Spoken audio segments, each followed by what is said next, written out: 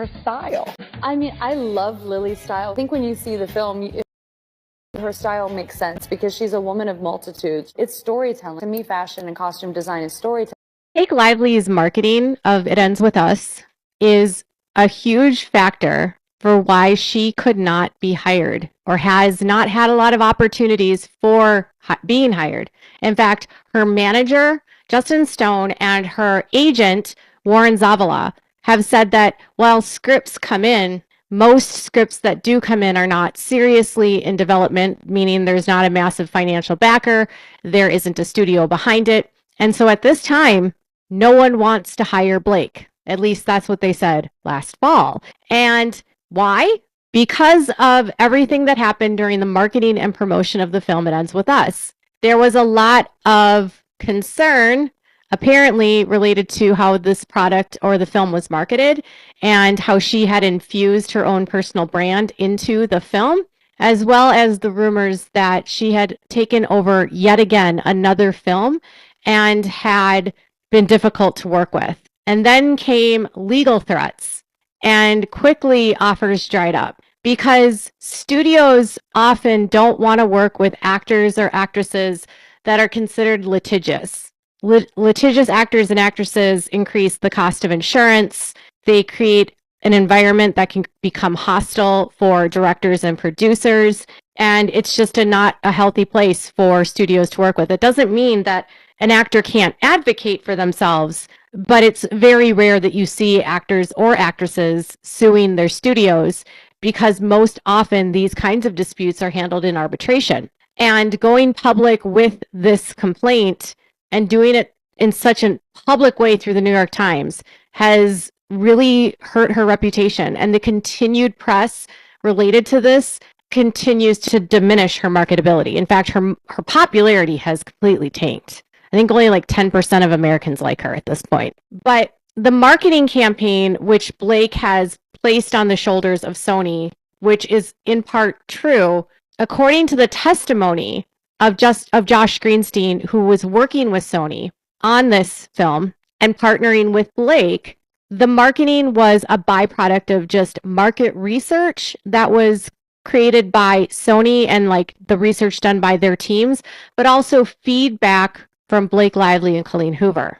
And some of the criticism that was specifically provided about the marketing of this film wasn't coming from bots. It wasn't coming from commenters. It wasn't even coming from like YouTubers or TikTokers. It was coming from like huge organizations. So I think I told you yesterday that organizations like Women's Aid and then the National DV Hotline raised concerns over specific elements, along with RAINN. They criticized the misleading tone, which was grab your girlfriends and wear your florals and head out to see it, which created the expectation of a fun girls' night out, which was completely incongruent with the serious and potentially the subject matter that could potentially cause people to be triggered. They said that they were trivializing the trauma by packaging the story of DV like any other product and focusing on fashion, pop-up shops, and lighthearted interviews. The critics, like these organizations, argued that the campaign minimized the severity of DV and failed to respect survivors. There were a lack of warning. Many organizations and survivors were upset the marketing materials lacked trigger warnings, and that the film itself failed to prominently display resources for survivors immediately at the end of the movie, or the National DV hotline number later in the closing credits. And then her insensitive product tie-ins also had her facing significant backlash for promoting her hair care and beverage brands during the press tour, including marketing-themed cocktails like the one named While You Wait after the film's bad guy, which was deemed wildly inappropriate and given the link between alcohol and DV. So these are criticisms that did not come from bots. They came from legitimate nonprofit organizations, advocates, and survivors who felt the marketing was exploitative and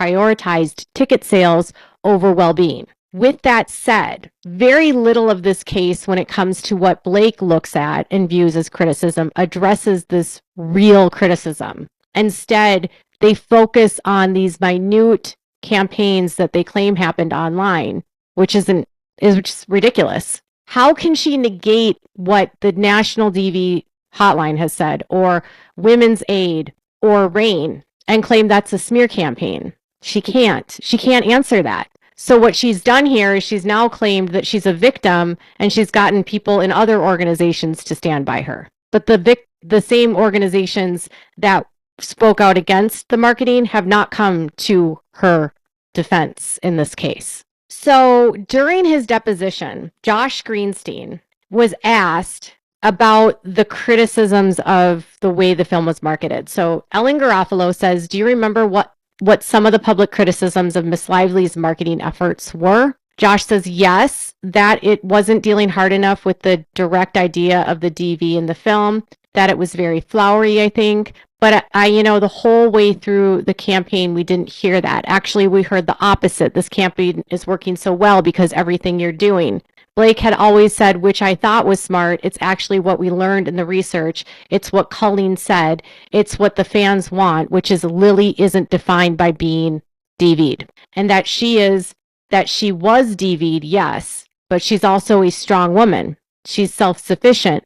She had her own business. She has friends. She has other relationships, It was like not let that define her completely. And that was kind of what was with the campaign and what the campaign was trying to do. Not having someone be defined by something is actually like just another way to shame someone, because it makes them feel like what happened to them is their fault. And so if you acknowledge that it's altered you or changed you, which it does, somehow you're defined by it. And that's just a way to blame the victim. And I think what the problem was is that Blake and Colleen have a very wrong view, an anti-feminist view of what it means to be a survivor. And he's admitting here that he was leaning into what Blake and Colleen wanted, which was, she is not defined by this. She's strong. What does that have to do with anything? You can be strong and also be DV'd. So Garofalo says, your marketing people made a decision that it was better to promote the movie and market the movie by downplaying the essay and playing up Lily Bloom's character strengths. Is that the correct statement? No, said Josh. Okay, I don't think that's correct. Tell me what the marketing team at Sony conceived or was recommending as a marketing strategy. Josh says it was showing all aspects. But I want to be very clear, not hiding or shying away from the DV. As I said, in all materials, that was front and center. But if you made everything just about that, it would not have opened as big as it did and got enough excitement for people to see other aspects of this woman's life. And you told us you relied on your marketing people, correct? Yes. So Wayfair had nothing to do with this, okay? This was not Wayfair's marketing. Sony and Blake and Colleen only cared about this debuting with huge numbers because Blake, per the testimony of her agent and her manager, believed that this film could help bring her into a better place in the market where she would be able to work with more established studios and directors, because her reputation had kind of fallen off and not a lot of outside of indie studios were looking to work with her. She also wasn't commanding a very large salary. There was a hesitation with her even before this film. And so a big movie could help them and take her to the next level. Justin Stone and Warren Zavala testified to that. And so Josh is admitting that he didn't want to talk about it because it wouldn't make them money. And that we're only talking about this one thing that happened to this woman. But that's not what the message here is. It's, we're going to trick you to come to this film, because if we tell you the truth about what it is, you're not going to want to see it.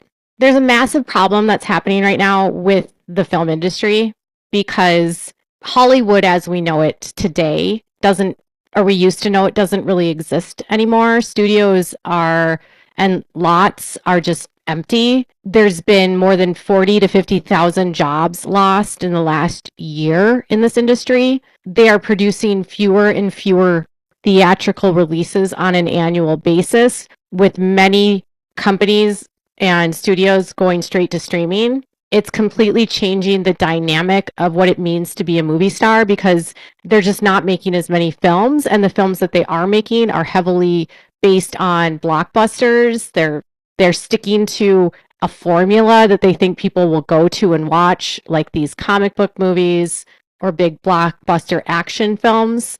And because there's such hesitancy that they don't think anyone's going to go see a woman-led film anymore, they're almost completely removing women from the theatrical world at this point.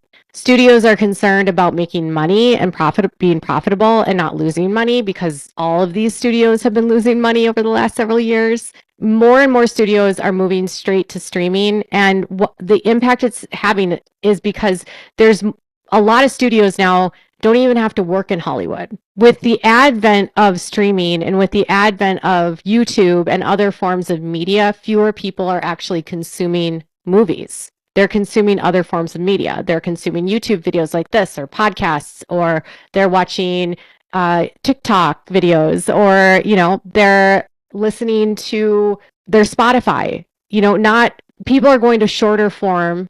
And because going to the movies has become so expensive, a lot of people just don't go to movies anymore. In some areas, for two people to go to a movie with tickets and concessions, it can be like $64 for both people to get tickets and both people to get like popcorn and a soda. That's a lot of money just to go to a movie when you can literally just watch it at home. Because of the way that it's eroding Hollywood, it's creating this environment where everyone is starting to fight for this. The square footage is less, and everyone is fighting for less square footage. And then they're starting to eat each other alive, which is what you're seeing here, is that there is someone like Blake and Ryan who want the square footage that Wayfair Studio possesses, and they believe they're entitled to. And so they're going to try to move them out of that square footage so there's more square footage for them, even if they don't make the same films. So studios are tricking people. They're having to get creative to get people to go to films. But in this case, this is a massive misfire, because the book was widely successful. And I think they underestimated how many people had read this book and what they knew the book was about. And those people that knew what the book was about and know what the story was about were going to speak out if things were wrong. And then the book itself had already received a lot of backlash for the way it handled the topic, that there was going to be controversy the minute this film debuted. Someone in my comments yesterday said, I figured that Justin hired a crisis team because the film itself was going to be controversial, because Colleen Hoover was being canceled, and she's been getting canceled for a long time because of how she handles topics like this and the marketing she did with the book itself. So Ellen asks, have you ever known the marketing to go astray and effectively tank a release? Josh says, my marketing department. And she said, in general, a studio's marketing department that actually marketing the movie? Yeah. Do they make bad decisions that make a bad strategy call? It happens, doesn't it? Well, you said intentionally tank? Oh, I did not. If I did, I didn't mean to. Oh, okay, sorry. Can you rephrase? Yeah, sometimes the decisions by marketing departments are wrong and have a negative effect on the product. Is that your experience? Josh says, it could happen. Ellen says, does it happen? It does happen, doesn't it? Yeah, it happened. It's happened. I can name a few. Let's hear. What do you got? Josh says, I'm not going to criticize. Okay, so you were aware. But can I say one thing to add to that? You may. I would just say that in terms of marketing on this film, I don't want to come off as proprietary or defensive, but I would say this movie opening at 50 million is one of the greatest marketing triumphs in history of marketing. So it certainly was effective. And that's your opinion? Josh says, I think it's a fact. So someone could have done it differently and opened it at 60 million? Really? Josh says, isn't that possible? No, Josh, no, not possible. Not possible. He's very assured that his marketing was the reason why this film was so successful. Ellen says, at or about the time of the release, were you aware that there was public criticism of Miss Lively promoting her personal brands, personal products in the course of her marketing? It ends with us. Josh says, I was made aware when she launched forgot what it was. It was some kind of company, maybe a beauty line, something like that. At a certain point when that was launched, I think it was maybe a few weeks out from the release or 6 weeks. I don't remember the exact time, but I do remember there was negative chatter. It launched the exact same week, literally. And Miss Garofalo said, because it was incorporated into the marketing of the film, it ends with us, correct? Josh says, it wasn't incorporated into it. It was launched in the same timeline. Okay. What about, are you aware that Miss Lively had some kind of alcohol business called Betty Buzz? Is that the thing? I don't know. Ellen says, were you aware of criticism that Miss Lively's public criticism that Miss Lively was attempting to market her brand Betty Buzz in connection with It Ends With Us, which has a domestic violence theme? No, I'm not aware. I don't know if I believe him there. So he pretends like he doesn't know that she is the marketing, like she's getting criticized about the role of the alcohol. And then he's asked, Miss Lively was very happy with the way you performed your role on It Ends With Us in connection with marketing of the film. Is that a correct statement to your understanding? Josh said, I would assume that is the case because if you look up the gross openings on